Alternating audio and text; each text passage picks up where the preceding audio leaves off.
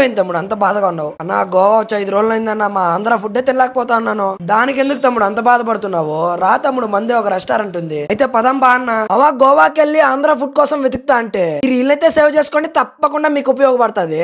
ఇక్కడ లేదనే ఐటమ్ అంటూ ఏమీ లేదు, ప్రతి ఒక్క ఫుడ్ ఐటమ్ అయితే దొరుకుతుంది ఆంధ్రాలో ఉండేటివి. అసలు ఇంతకీ ఇక్కడ ఏమేమి ఉంటాయంటే టిఫన్స్ లో గీ పొడి ఇడ్లీ, నార్మల్ ఇడ్లీ, పూరి, చపాతి, ఎగ్ దోశ, కారం దోశ, ఊతప్పం, సెట్ దోశ, పొంగల్, ఉప్మా, ఇలా చాలా రకాల టిఫిన్ ఐటమ్స్ అయితే అవైలబుల్ లో ఉన్నాయి. అసలు రేటు గురించి భయపడాల్సిన అవసరమే లేదనమాట, మన బడ్జెట్ లోనే ఉంటాయి. ఇక లంచ్ ఐటమ్స్ లో అయితే chicken biryani, mutton biryani, prawns biryani, అలాగే మన ఆంధ్ర స్టైల్ మీల్స్. ఇంకా ముఖ్యంగా చెప్పాలంటే ఈ రాగి సంగటి అనమాట భయంకరంగా ఉన్నింది. ఈ రాగి సంగటిలోకి తలకాయ కూర గానీ బోటి కూర గానీ వేసుకొని తింటా అంటే అబ్బబ్బబ్బా అదిరిపోయింది అనమాట టేస్ట్ అయితే. ఈ సముద్ర రెస్టారెంట్ బాగా బీచ్ కి, కాలంగట్ట బీచ్ కి అయితే దగ్గరలోనే ఉంటది.